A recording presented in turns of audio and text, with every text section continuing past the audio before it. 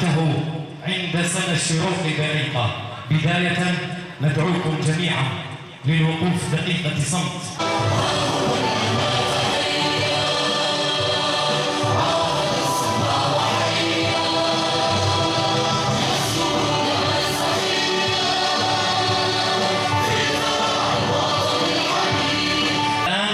نعلن عن انطلاق فعاليات مهرجان الأغنية الوطنية الأول مرة ثانية. أهلا بكم. دخلنا الحدث ونحن أبطال على هذه البقعة لباس الحزن والخوف والقصف. زينا المساجد، سقينا الزيتون والقطعين عن سقاية الدم، فكانت هدية من الابن إلى الأم.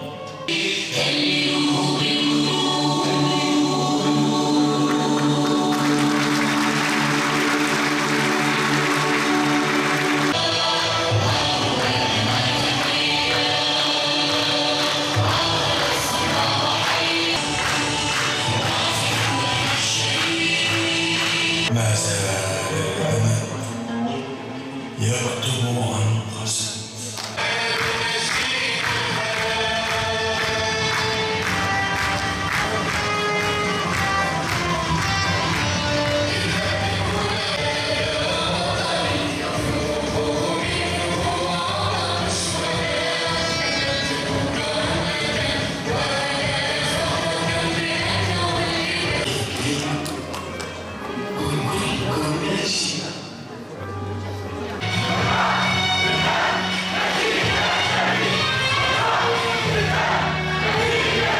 واليوم في مهرجان الأغنية الوطنية في مدينة الطبقة، تعبيرا عن الوطن بثقافات متعددة اللغات والقوميات، وتعبيرا بليغا عن الهوية الوطنية الجامعة لكل المكونات.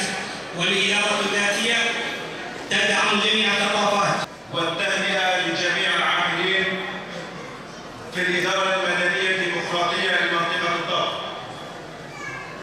من رؤساء لجان ومكاتب ومديريات، وكذلك المجالس المدنية والكومينات، وكافة العاملين في جميع مفاصل الإدارة من مدنيين وعسكريين وأمنيين.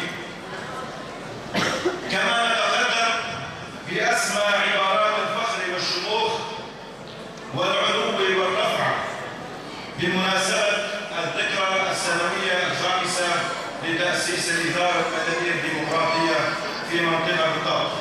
مع الذكرى الخامسة لتأسيس الإدارة المدنية الديمقراطية لمنطقة الطبقة، ودور هذه الإدارة منذ التحرير لنهوض المجتمع على جميع الأصعدة، وكان للثقافة دور من قبلهم للنهوض وتطوير العمل الثقافي وإظهار هوية المكونات.